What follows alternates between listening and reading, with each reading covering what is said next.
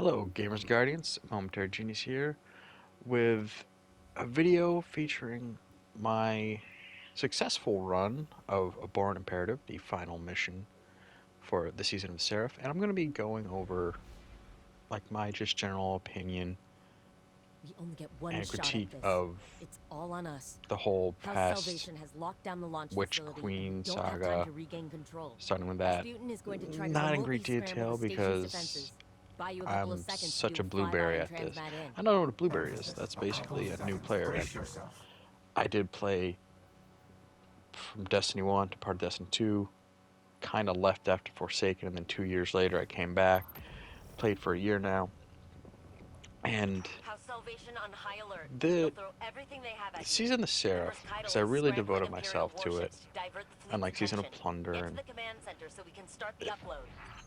there was some very interesting differences between the beginning with Witch Queen and the end here in artificial difficulty and the story. Now, this is my last and successful run through a Abhorrent Imperative. I did so well with it because, like, the night before, or 2 days before, I can't quite remember, I did this run with, It's maintaining position and at the station. I They know failed you're after there. an hour's worth Hurry. of basically rinse, die, repeat, just over and over. And here's so that was, and it's because it's on Legendary. It has to be done on Legendary. There's no option to select anything else. Now, also, is the platforming still this obnoxiously wonky? Is that the Destiny 2 thing, or do I just suck at it that much? Remember that being a thing. Thankfully, I'm not a warlock right now. Someday I'll get back to my warlock and level her up, but I don't really know having time for that, and that's also another thing. Okay, so the Valus X, I tried to get the catalyst for it. Pretty sure it was at least an hour, maybe close to 2 hours of attempting that before I gave up on it. And keep in mind, all of this is in the span of about 2 weeks, because I eventually got time to play the game. I have kids, I have family, life, so I only have a few hours at night. And I also, if you see the other videos for this channel, please like and subscribe if you are into tanks, but also please like and subscribe if you're into occasional blueberry Destiny 2 things, because I don't post a lot of Destiny 2 because I'm so ignorant on it. And I think that's kind of why I'm putting up this video, because there were parts of the story mode that were very frustrating. And yet, because the Witch Queen, a lot of the story you could either select difficulty levels. You can have your normal and get a few mediocre rewards for it, or you go legendary and be rewarded greatly for that. I did attempt that with the Witch Queen. Eventually did find myself being like, I'm just hurting myself here, and I'm not, and I'd like to know what's going on in the game, know the story. Because ultimately, when it comes to the story mode, ultimately, you're just trying to get to a cutscene. And I'm kind of from the Hideo Kojima school of cutscenes. Like, here's 15 minutes of gameplay for 45 minutes of cutscene. Destiny 2 and Bungie going back to their Halo days of trying to take 30 seconds of fun and stretch it out seem to double down more on the gameplay, which is very understandable, but also frustrating when you're trying to do platforming. Trust me, most of my platforming outside of this space station was horribly slow and lots of falling death because I had the wrong second jump applied. And then, of course, what's really annoying is if you step off a platform, the game registers that as your first jump. So the second you go for a jump, it's your double, even though you're not ready for it. It's timing thing, and also, but I was like, I didn't know I'd stepped off the platform just yet, but I had. So yeah, I'm not a big fan of the platform. It's kind of like, can we get the shooting? Now, oh god, I kicked myself for using my super before actually starting, you know, the conflict here and just wasting it all on freaking Aramis here to all immune. Oh, that was annoying. Because, and back to the artificial difficulty, because this is Legend and not as bad as the Fellas X, okay? But that's a side quest. You don't need that for a game for any sort of real progression. I think that even the comments are like, oh, by the way, the Fellas X is going to be great for whatever dungeon with the catalyst, and like, oh, great. I don't have time for dungeons. I have barely any time to get one person, CatBoxDani, check out her channel. I'll hopefully remember to leave the link in the comments, or description, because she is now starting a whole beginners video series to help new players get ready for Destiny 2, get into Destiny 2, and she, for chunks of the past year, has been helping pull me through the more difficult parts. But that isn't always the case, and I'm a solo main, realistically. So it can be hard with having forced legendary missions, which I liked about Witchcraft because you could select the difficulty. Why they didn't keep that throughout, I don't understand. My only thought is to help really reinforce, because this whole last mission, specifically this last mission, is on Legendary. And Aramis isn't the real big baddie here. My only thought is to try to help reinforce how dangerous and how tough the Witness and fighting her minions will be, and what she's done. Which both worries me about how the Lightfall experience is going to be for solo and new players, but I could just be, they will start slow and then get more difficult as time progresses. But it's still kind of left a sour taste in my mouth. Like, you're forcing me to get the living crap beaten out of myself and throw myself against I use that metaphor so often. I'm just throwing myself against a brick wall for a cutscene.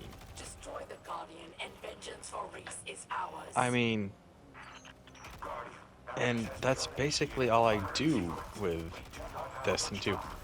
I play the story, I play Gambit, sometimes I do Crucible, I try to rock the Iron Banner, occasionally I make time for the Vanguard Ops.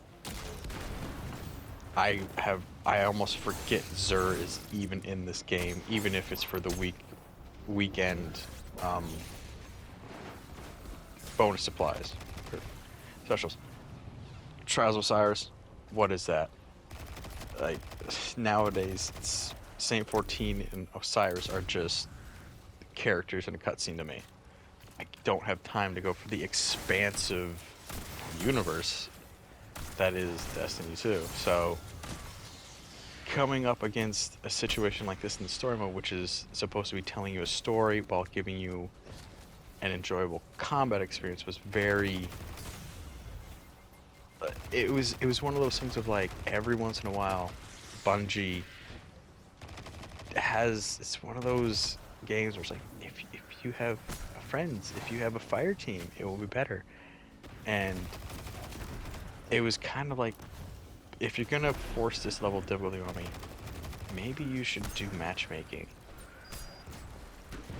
I mean, in situations like this, it's difficult, and if I didn't have the time, it would be impossible for me to do this. Thankfully, I did have the time.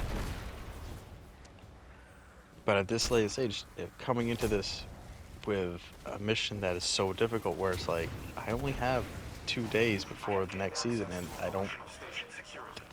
Thank God for YouTube. Thank God for Destiny 2 streamers, which this is also one of the things. Like, this feels like one of those things for the dedicated Destiny 2 streamers who will put hours every day into the game. Felt like this was more directed towards them than it was to me, the casual but devoted player, long playing player, the returning player. Take your pick. So, but then here, Rasputin has set in heavy frames. I thought, this is great. I'm gonna have support, in-game support. You know, this is going to demonstrate what Rasputin can do, because we haven't really seen anything. Turns out this was a lie, and I don't understand why. So,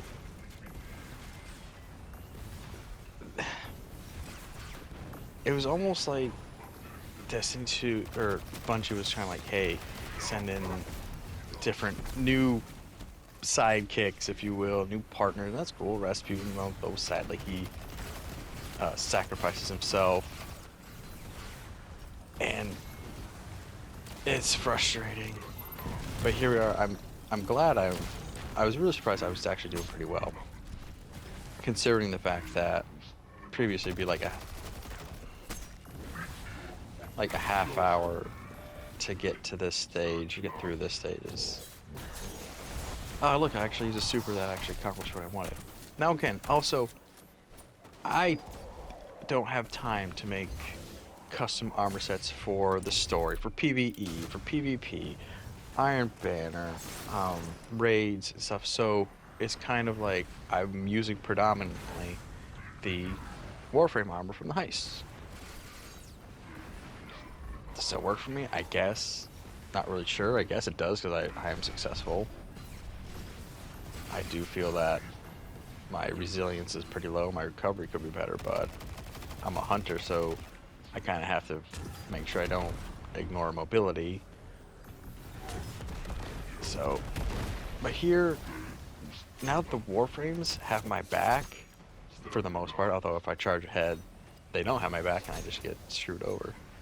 I suddenly feel like, okay, the game is trying to help me get to the end. Unfortunately, as I said before, this is a lie. This whole time, like, this is a simple mission. We don't have to do anything with operators. We don't have to do anything like that. We just follow the white diamond, do what Anna Ray or whoever's on the radio tells me to do, and I'll be fine. And now that I have some robotic help, that's even better. Great, because now not every angry enemy in the room is going to be focusing on me. And the Warframes, for the most part, don't really seem to take... They can take a pounding and they can dish it out. So I'm like, great. This is going to make the final boss that much easier. I'm seeing what they can do. I'm seeing how slow they are. I'm seeing how limited they are, and what I would be doing to work with that. Because I've played this before. I know where I'm going to go in this big open room, and that's great. But because, like I said, now things are smooth out, and this is still legendary, and I'm getting a false count.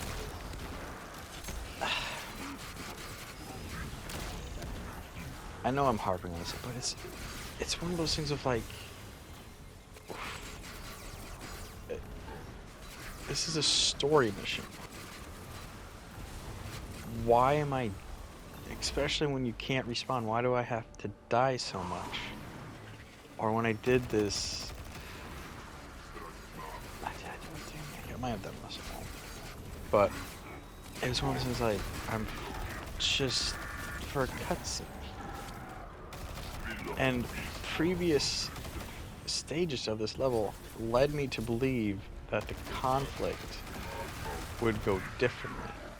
There would be elements to it that normally you would see in early stages. Get used to those. Again, the heavy warframes here are awesome. They would have my back. But they don't. I'll show you later. You'll see it. They just keep lumbering outside in the other room until the door shut. But even then, you can hear them. It makes no sense to have such a difficult level. And again, going back to Witch Queen, I could choose the difficulty level settings for the story mode. And that was appreciated because at some point I said, you know what, I just want to see what the hell's in here. It is. Here's the room. And Pyramid has the Warsat firing system I can't remember. I don't think I even 75%. deployed the banner. We're running out of time. And you know, look, I'm like looking back, I'm like, they're not coming in. They're staying on the far side of the other room. And I have to do these stupid shriekers are just the thrall. And then this is one of those things of, thankfully there weren't too many enemies with shields, which is something I still need to work into my whole weapons setup, is breaking shields and doing that. I'm kind of working on that, again, hanging that, but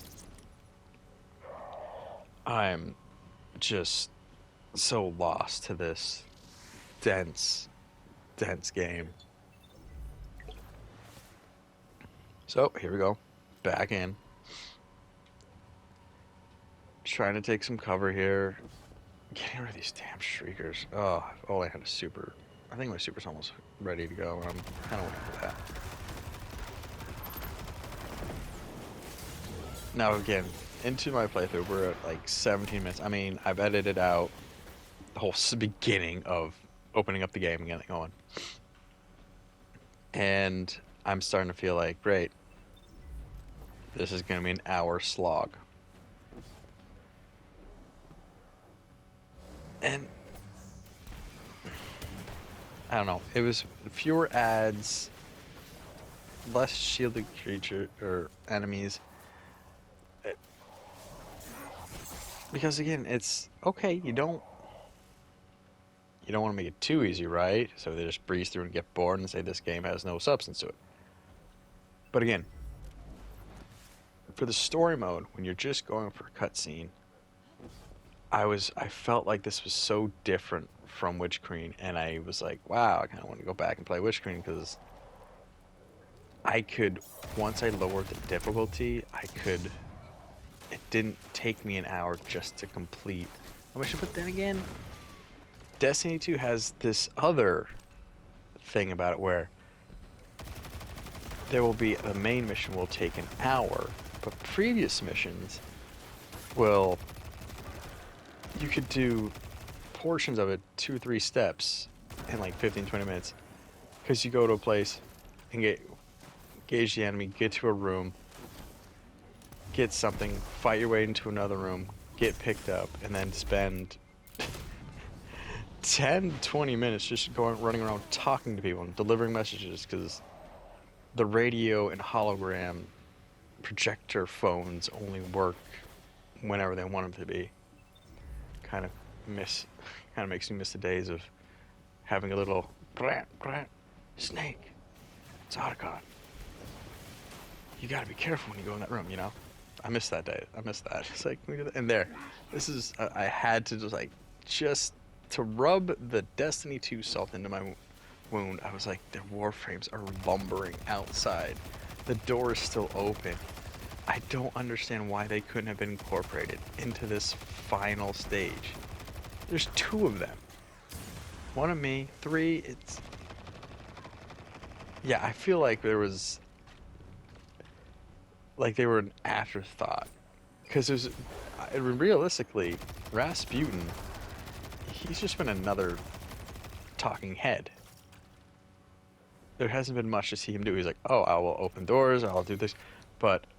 yeah, what is Rasputin has been a builder of No, these no. death What's satellites, that at 93%? a complete threat to the entire globe, but what's he done for me?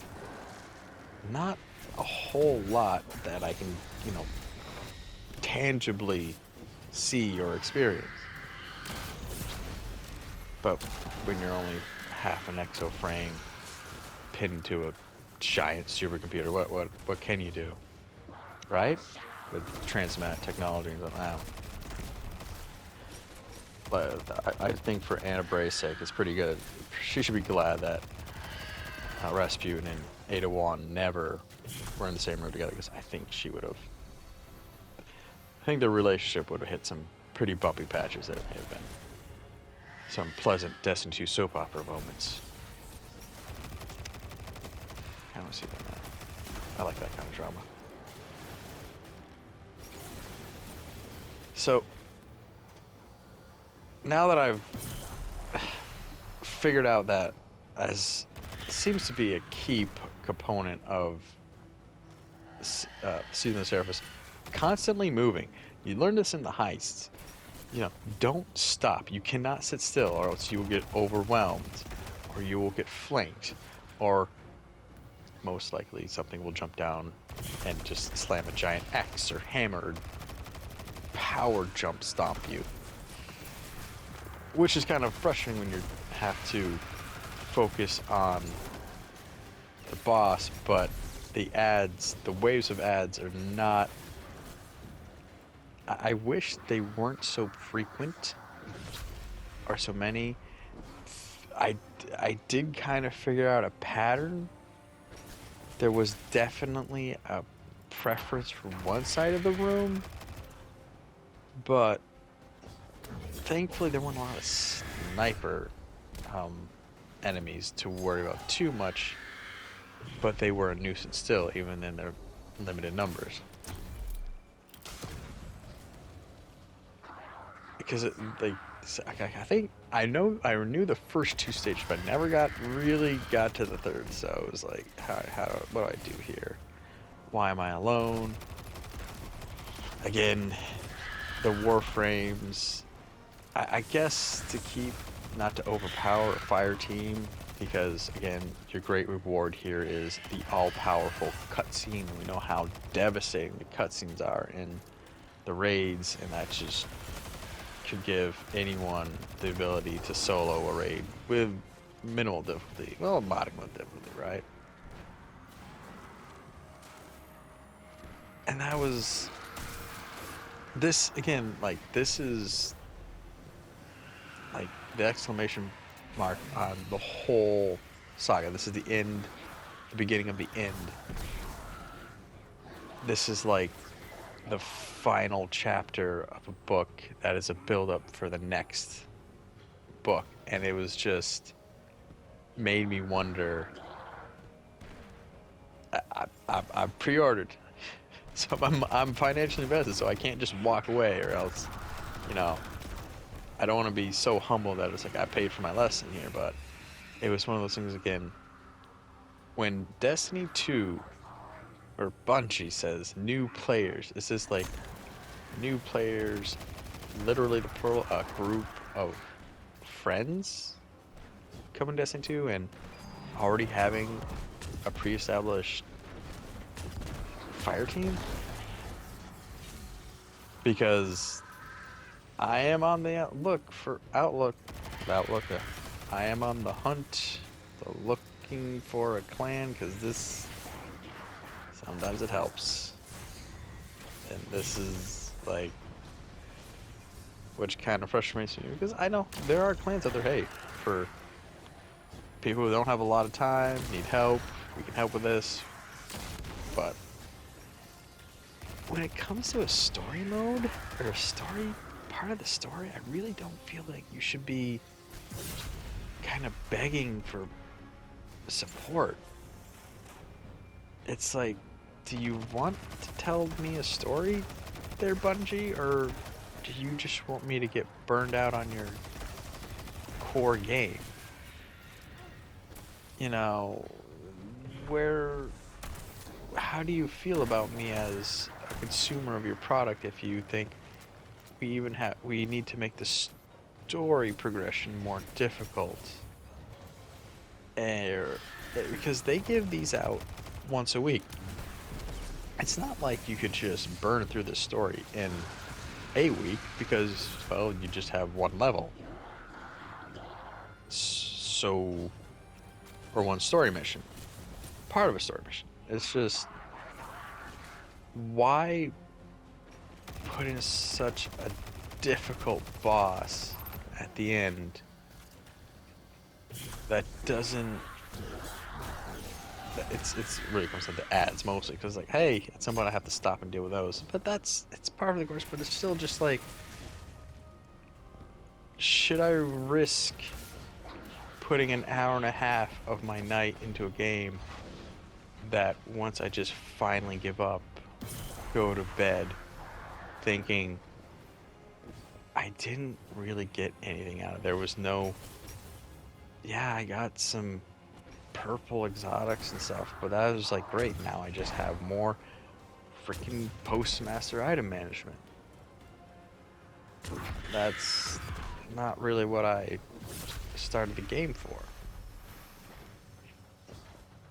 And that's the thing, you never know how long a mission's going to take, and that's also what worries me. Like, should I play Destiny 2 tonight, or am I just going to spend an hour and a half learning a stage but not actually getting anywhere and having to devote another night, which will probably see me complete the stage, get what I need, and move on.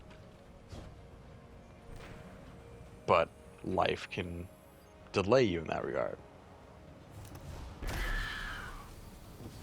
I will be honest with you, I was really impressed that her fire explosion wasn't as bad as some bosses in previous levels, and that were really annoying. So in previous seasons too, so that was pleasantly refreshing, because that worked, because it was definitely went to it, because I've got this whole purple spikes.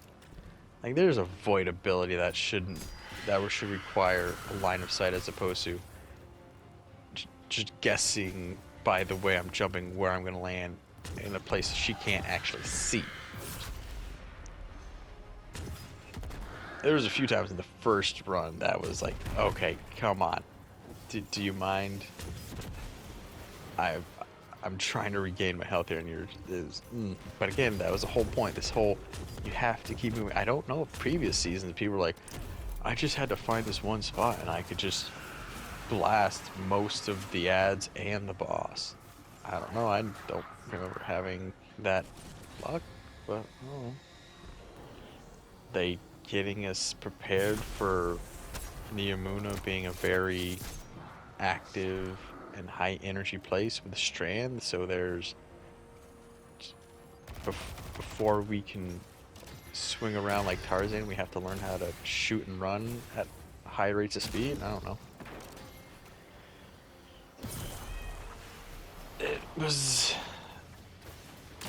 I was really glad that just yesterday I got this done. And right now servers are down. This is Tuesday the 27th. And I literally was, because I don't know how today's going to go with kids, family.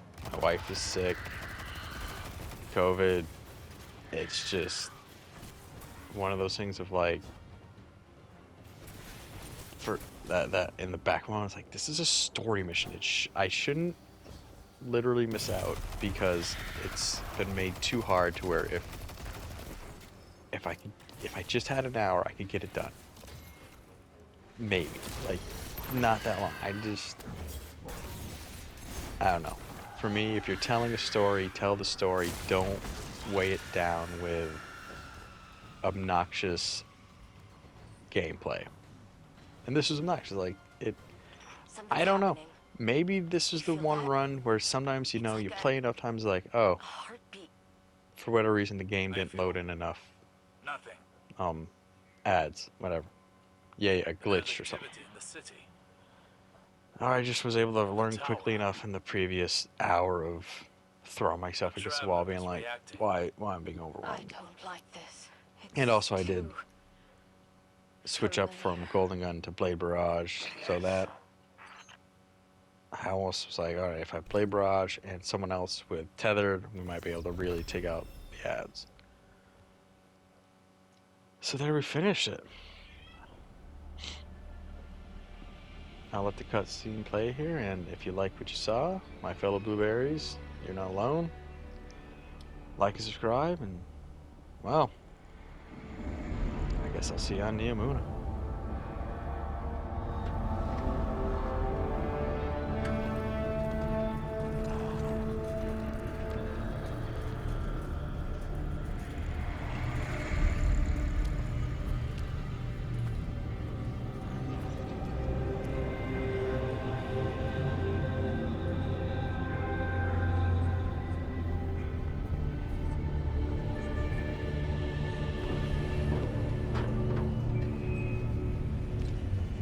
It's happening again. The whirlwind. Eros. Don't worry. The great machine will never abandon anyone again.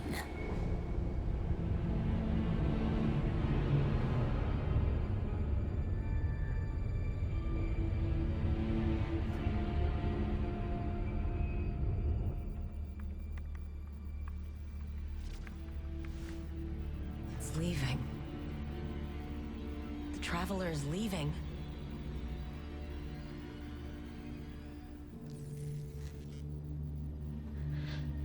The Warsats.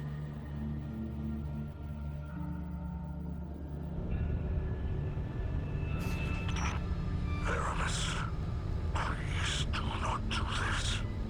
If you care at all for our people, if there is anything left in your heart,